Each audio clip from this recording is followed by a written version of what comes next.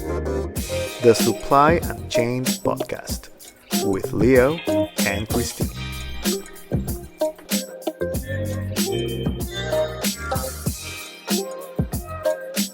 We're very excited to welcome Rob Garrison to our podcast today. Rob is the founder and CEO of Mercado Labs. The guys at Mercado have successfully digitalized first mile, providing their customers a connected, transparent management platform. Previously, Rob was designing supply chains for heavyweights like UPS and FedEx. He is a truly inspiring leader with so much passion towards all things supply chain. Welcome, Rob. Rob, we're so excited to welcome you to the podcast tonight. True. Thanks for having me, guys. I really appreciate it. We'll start with the first question. We believe that's going to be probably one of your favorite ones. So do you believe it's possible to achieve 100% connectivity across supply chain in fashion CPG? Yeah, that to me, the answer is 100% yes. And I know that's controversial because it's been so long and people have been studying this for so long. I think a lot of people have given up hope. But let me tell you why I think that, Kristine. I think that's more important than what I think is why I think that. Mm-hmm. So I don't know if you guys have Waze in Asia, but Waze is now how I get around. I almost can't get across the street anymore without Waze.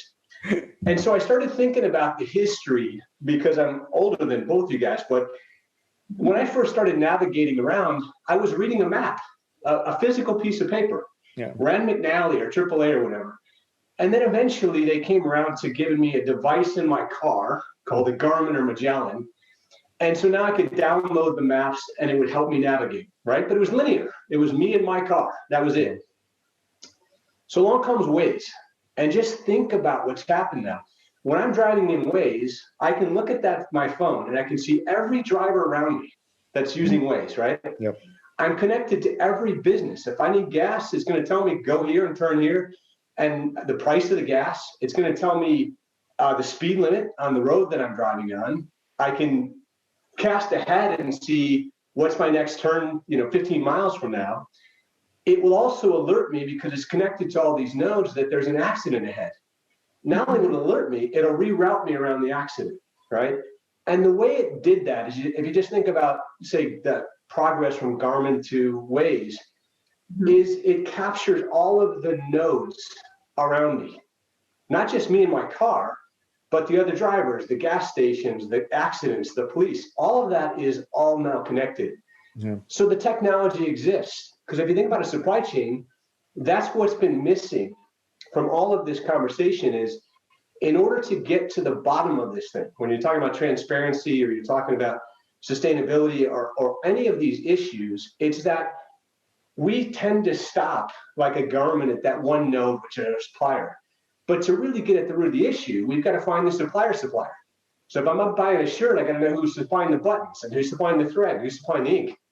Mm-hmm. The technology that Waze has allows for that. And the technology is now commonplace. It's not like, Waze has been around for almost 10 years now. It's not like that's impossible. So I believe that it's now easy enough and it's affordable enough to connect every node in the supply chain. And then once you have the data, of course you can analyze the data because you've got data to analyze to be able to get at the root cause of those issues. Now, there's one other sort of argument that goes on is to say, hey, Rob, that's great. You're a tech business and you're talking about the technology. But there's also a process issue. And so I get in some online debates about until we have a process in place, the technology won't help us. And normally I would agree with that. I'm an ex-operations guy for a long time in my career. And I would say, yeah, if you have a bad process and you layer on technology, you just make bad things happen faster. Right? Yeah. So you don't want to do that. In this case, though, there's not a process. And so as you build that technology, you embed the process and the workflow into it. So you don't have to have this debate about, do we do this one first or this one first? The answer is yes, you do them both first. You put the technology in and you embed in it the work instructions and the process flows and what they need to collect, scoring mechanisms, all of that stuff is now easily done in modern technology. So unequivocal, yes, it's possible to achieve 100%. And I can't believe it's not already being done. Yeah, because I mean, and the key part is that yes, I totally agree that technology now is so developed, especially when it's not about trial and error anymore. We already have like clear technologies that comes with its own processes. But the third component there is, guess what? It's missing, which is a culture, right? Like, just like, for example, Waze, right? Like I used it in my country, and in the beginning, yeah, there was Waze, but if I was the only one using it in the road, great, but I'm not taking the full advantage. Then it became more popular, and now everyone's using Waze, and then the information gets better, and we all get the benefit from it. So even if the technology is there, the process is there, the culture of using this technology, or like being okay with sharing information, or being okay with sharing, like transparency, and it shows the good stuff and the bad stuff. And that's just, I guess, where people are still afraid and working in old ways. And sadly, what is going on is that now with events like, again, 2020 disrupting everything, is that the new companies that are starting, and they already have this culture of working with technologies, they are like wiping the floor with all these old companies that are still so protective of their ways. Well, the new guys are like, like already integrated, and just it's the way it is. Well, I'm just going to give you a contrarian theory to yours, Leo, in that, well, of course you're right. I'm not disagreeing with you in any way. But I had an experience. This goes back a year ago, before COVID started. I was in Shanghai in the fall, and I attended a vendor conference for one of our customers. And there was a group of people, and so I invited them to lunch, and I offered to pay. And I went up to the cash register in Shanghai, and I ordered, handed him my credit card, and the guy gives me one of these. No credit. No credit card. Yeah. And I said, he didn't speak English, and I don't speak Mandarin, unfortunately. So I went like this, gave him a shrug of the shoulders, and then I thought, okay, well, he just wants money. So I pulled out some renminbi, and he gives me one of these again. So 2 in a row. And then he finally tells me, yeah, we take Alipay WeChat. or WeChat. Yeah. Okay. And so, what I look at is the perception is that people are going to be slow to adopt to new technologies. And I just wonder where that's occurring, right? You have some old line businesses and maybe an older generation that is going to be a little bit resistant. But I think most of the people that are doing the work prefer the new technologies. I don't know anybody under 30 who wants to use Excel and email, or who thinks it makes sense to have paper processes. They're used to doing everything on WeChat or WhatsApp, and they can order movie tickets, they can order food. And so they go into work and they're like, wow, I just went backwards 20 years. Yeah. So I think when you bring new technology to, especially the new generation, but I think almost any business, before you might have gotten some resistance, I think today you would get a big sigh of relief. Like, thank you, Leo, for bringing me something that's not from 1960. Yeah, thank you for giving all this space that the fax machine is using. We can use it for something else. Yeah, exactly. They're still using fax machines. I'm like, somebody asked me if I could fax them something right here ago. I'm like, you want me to do what? Are you kidding me? So I'm not disagreeing with you that is a challenge, but I think most people will be surprised that when they bring new technology to people and or to businesses, that unlike in the past, the adoption rate will be high. And we've had to adopt to everything, right? Look, I'm a different generation than you guys, but I use technology for every single part of my life. And it wasn't like I grew up with it. Yeah. But as soon as I saw that I could use Waze instead of Garmin, I didn't go, oh my gosh, I wish I really still had a Garmin in my car. Yeah. I miss the paper and the map. Just like the folding it. Oh boy, I really wish I could go back to Rand McNally, man. This is awesome. I'm going to crash my car while I'm trying to figure out where the hell I'm going. Yeah. So, so I think your notion is right, but I think that time has passed, and I think people now are used to and want and embrace technology as a way to improve their personal lives for a long time, and now they're going to want the same thing in business. Oh, cool. In talking about that, about things that maybe preconceptions that we have, the second classic question that we have in this podcast is, what is your favorite myth about the supply chain industry? I mean, again, it's an old industry. A lot of things are we taking for granted. What do you think is just not true? Well, I don't know if I'd call it myth. I would just say there's a couple of really key misunderstandings that I run across all the time, and almost to the point of driving me crazy because I've been doing this so long. Is number one, I think there's a misunderstanding that logistics and supply chain are one and the same. That's the same thing. If I say logistics, I mean supply chain. If I say supply chain, I mean logistics. And that one frustrates me just a little bit because I'm a longtime logistics guy. That's all I've ever really done is logistics. But I always knew that I was one node in the process, and that it's a supply chain for a reason, and I'm one link in that chain. Exactly right. And the reason it's frustrating is because it adds to the noise and the confusion to say this new supply chain technology, when really it's a logistics technology, or it's a production technology, or it's a sourcing technology, and they're all very different. So I think that's one misunderstanding that I hope needs to be corrected. And I learned from a really smart professor named Dr. Bowersox the true definitions of all those. And I think we need to do a better job of defining what we're talking about, because that misunderstanding leads to a lot of confusion. If you're not in this business, then you're like, what are these guys talking about? He said supply chain and she said supply chain, and they're talking about two different things. And then the other thing that I think there's a misunderstanding is that supply chain is somehow different than business. Supply chain is business, right? So it's plan, buy, make, move, and sell. It's every part of a business is represented in the supply chain. And yes, there are different functions, but you don't do anything in your business that's not supply chain related in some form or fashion, right? The classic definition of supply chain says that it's everything from planning to buy a product to selling a product. And so we're involved in that entire continuum. And so that's my frustration with the first misunderstanding, is because when we talk about logistics and supply chain in the same breath, we're not really doing it a service, right? Because supply chain should be mainstream. There should be a chief supply chain officer in every single company. Yeah. More and more companies are going that direction because they're recognizing it's not some function that sits over here. It's our core business. And I think the good news is with both those misunderstandings, if anything of a silver lining in COVID, Leo and Kristine, is that all of a sudden, for the first time, supply chain is in Wall Street Journal, and it's in Financial Times, and it's in Fortune magazine.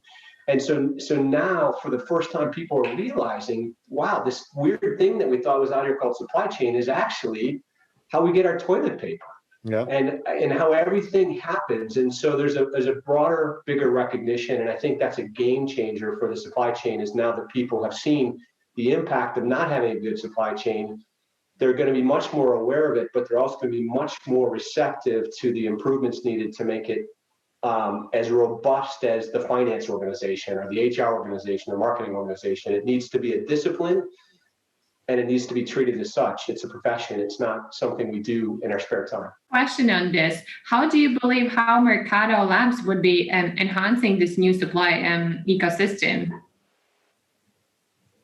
I'm going to tell you. I'm going to give you a McDonald's analogy because. So first of all, a little bit about Mercado. We specialize in one area. We are a supply chain technology, and I'll explain why I can say that. And we specialize in international supply chain. So we're in this specific niche. It's a big niche. The U.S. We import $2 trillion worth of goods every year. $1 trillion from your region, from Asia Pacific, and then another $1 trillion from the rest of the world. Europe about the same. So it's a massive business. And this is the space that we're in. So I'll just give you the one that I'm closest to, which is Mercado, and an analogy that I think everybody can relate to, whether you're in Asia or anywhere else in the world, which is McDonald's. And so I always use this story to kind of illustrate what we're doing and why it's important. And so we've all gone into McDonald's, and it's the most efficient supply chain in the planet. It's really a supply chain. So I walk in, and they take my order at that cash register. And the order that they take is perfectly programmed. If I order a shake, it's going to know that they have to ask me if I want vanilla or strawberry or chocolate, right? They can't make a mistake on the order because the computer won't let them. Once they've got the order in the system, and I ordered a cheeseburger, fry, and a Coke, that order goes onto the screen behind me, and the workers know what to produce. It's all connected. So the workers are going to see cheeseburger, fry, and a Coke, and the cheeseburger guy's going to put down another patty, and the fry guy's going to drop the fry pan, and so forth. And a minute and a half later, I'm going to have that product on my tray and take it back to my seat, or 3 minutes. I mean, it's unbelievable how fast they do it because it's all connected. But it goes further. All those orders for that store go into McDonald's headquarters. So they know that we sold 6,000 burgers today. And they know that all of the other franchise stores sold 6,000. And so they need to order from their meat supplier X number more pounds of beef, right? It's all connected. And so essentially the cash register is kind of their ERP.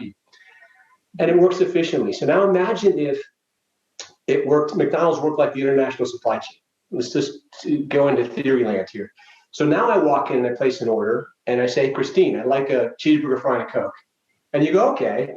And so instead of putting it in the cash register, you write it down, tear off a sheet of paper, write it down again, tear off a sheet of paper, and now you hand it to the fry guy, the cheeseburger person, and the Coke person. And so they've got questions, right? And they're like, okay, you said cheeseburger, does she want ketchup on, or what's the detail? And so now they start texting back and forth and emailing each other. And they're saying, hey, and they're going, and you're standing there waiting for your order, watching this go back and forth. Like, and then can I get a sample, please, before I approve it? And you're like, let me say something like this. Yeah, something like this. That's right. And Kristine, you're saying, do you want extra pickles, Rob? No. Okay, he doesn't want extra pickles, and you're texting him, right? Yeah. So imagine if it worked that way, how chaotic it would be. And then it gets worse. So now I've produced the order. And in the case of international, it takes 3 months to produce an order. McDonald's, let's say it takes them 15 minutes with that kind of a system. When they get done producing the order, they put it into a bag, staple the bag shut, and tell you can't open it until you get home. That's true. That's how it works in the international supply chain. Yeah. 3 months worth of production, back and forth via email and text, and then it gets put in a container. The container gets sealed shut. And I don't know what product I have until it gets to my DC. And so if I order a cheeseburger, fry, and a Coke, I run the risk that I open up the container and there's a fish sandwich, onion rings, and a Sprite in there. Mm-hmm. There's no connectivity. So the challenge, and this goes back to that waste conversation, the challenge for most importers is they're disconnected from the people who make their product. So even though they take a lot of care to produce that order, I know for sure that I want a cheeseburger, fry, and a Coke. When I send it to my supplier, the supplier doesn't have an ordering screen. And so we're going back and forth for 3 months on text and email, trying to get the specifics of that order right. Mm-hmm. And it changes a lot. 60% of all orders change, and it takes 3 months. It's custom manufacturing. So the odds of mistakes occurring, or the main system, the headquarters, knowing that we need to get more, are low. And so for us, we believe the opportunity is similar to the ways. We're connecting the importer to their suppliers, to their partners, freight forwarders, inspection companies, whatever, as well as their products. That's a big deal. That's putting it up on that order board like McDonald's. Once we do that, then we connect those products to their demand system, so headquarters knows when to order more beef, right? Mm-hmm. That's a big deal. And then lastly, we're connecting those people so that you don't have to rip up notes and pass this to Leo and go back and forth on text. You guys are all going to see the exact same information about that order, whether you're in sourcing or purchasing or logistics or whatever area you're in. You're going to see the exact same information, the exact same time, so you can collaborate on that order. So that's for us sort of phase one, is just connecting all the people. If you're looking at McDonald's, connecting the cash register to the ordering system, to the people in the ordering system, to the functionality. That's sort of step one of our mission. That's a big deal to connect them, because arguably, and I think nobody would disagree, that if I'm placing a $50,000 purchase order, which is the average, and I'm expecting to turn around and sell it for $100,000, so that's the average, is doubling your money. That's so much more important than a cheeseburger, fry, and a Coke.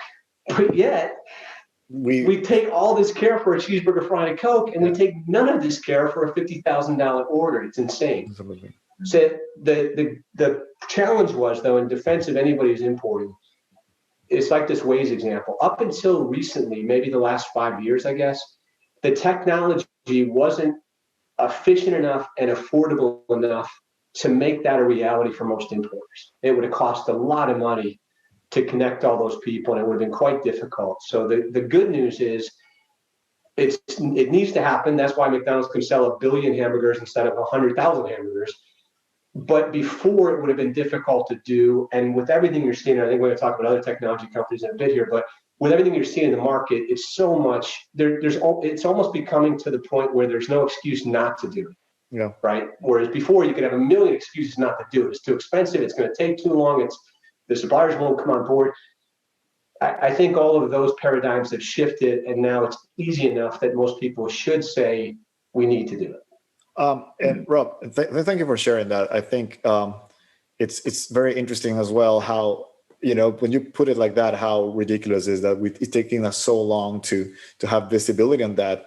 But then again, back to the part, okay, we have a system that can help us see through it and also to connect these different points. But what would you do if, for example, because sometimes the problem is that you have different people looking at different portions. And again, back to the conversation of supply chain versus logistics, you don't have a supply chain guy or like really like a person looking at the whole thing. You just have different people looking at different parts. So even if there is a system, no one is making sure that the continuity of this process or the transparency of it is making it for anyone seeing it and getting the benefit of it. Would you guys also do kind of Leo, and that's spot on, and that's that argument about process versus technology. Maybe I need to have a really great process first to deal with all those things before I layer on technology, and I think that's a fair challenge. In our case, we decided to combine those things. So we built workflow automation and process into our technology to adjust those things. So I'll just give you one quick example tying in purchasing and logistics. And this is a real life example. It happened to a retailer here in the US, but the buyer changed so in other words, let me back up. The supplier requested from the buyer, I'd like to change this product a little bit. I've got some design ideas and also I'm low on some supplies. And so will you accept this new version of this product? And the buyer agreed to it. And the buyer didn't think twice about it. They're like, yeah, that's fine. I'm the buyer and I can still sell this new product. So they agreed to it. And let's just say this happened in May. Mm-hmm. So now all of a sudden the product is ready in July and it's sailing, but the purchasing person didn't tell the logistics person that this change was made. Wow. And so the logistics person filed an entry with US Customs against this HTS number for this product. Exactly. And then all of a sudden realized inadvertently, they just had a conversation with the buyer that they had changed it and they'd already filed the entry. And this is the day before a holiday in the US. Oh. It's also like, oh, if we get caught with this, there could be a big fine. So they had to work through the weekend, resubmit the entry so that when customs opened up on Tuesday, they got the new filing and they called in some favors and they got it fixed. But one simple thing you can do in that scenario, when you talk about workflow, is put in change control. And so it's fine. If the buyer makes the change to the product, they should be able to. They're the buyer. Yeah. But the change needs to go into the system. So the buyer requests that change or the supplier requests that change to the buyer. Once the buyer approves it, an alert goes out. And the purchase order is updated. Yeah, throughout the thing. And so now it's got the new product description in there. Logistics gets an alert. They go in and put a new HTS number on it. Problem solved. And I solved that problem in May, not in a crisis in July when I had already filed entry and I could have had the thing be held up because I filed it wrong. And that's just one simple, silly example. But throughout that, on average, there's 7 changes per order and it takes 3 months. 60% of orders get changed. There's up to 30 people in each company that are involved in a purchase order. Yeah. There's 6 different departments. There's 8 different companies. And so just think about the consequences of that. If one little thing is changed, it can have ramifications for accounting and receiving and sales and marketing. If you're running a promotion for Valentine's Day and somebody decides to change the yarn from red to green, you got a problem. Yeah. So my advocacy is don't get too hung up on making sure that everything is process oriented and layer technology on it because you'll never get there. It's too difficult with all these moving parts. Yeah. Look for technology that's got workflow built into it that's going to think about things like production alerts and change control and embedded communication on the purchase order. So you have the advantage of almost getting the process with the technology at the same time. So both things improve. Your technology improves and your process improves.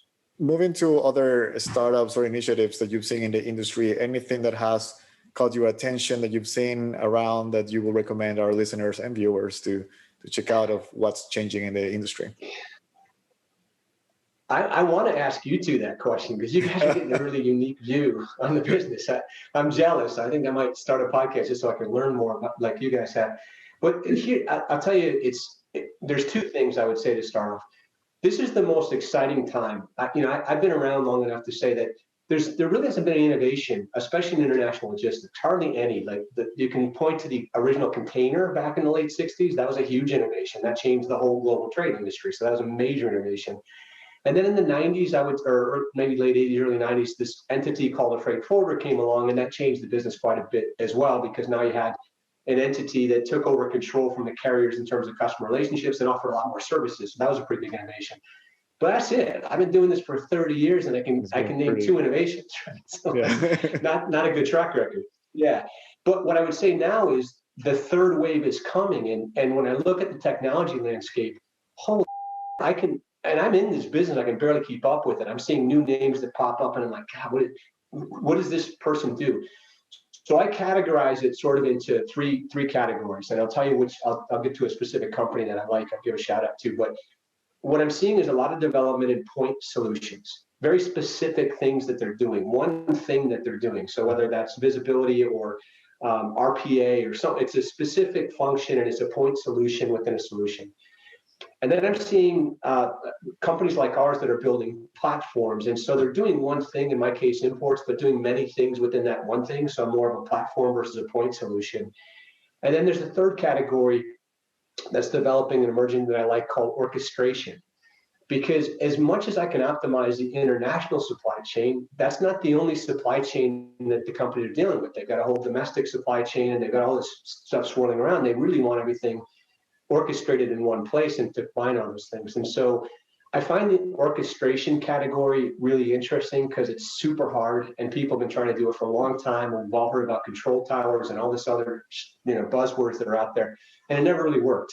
Mm-hmm. It didn't work because it required too much human intervention, right? There's just tons of people and all these disparate systems.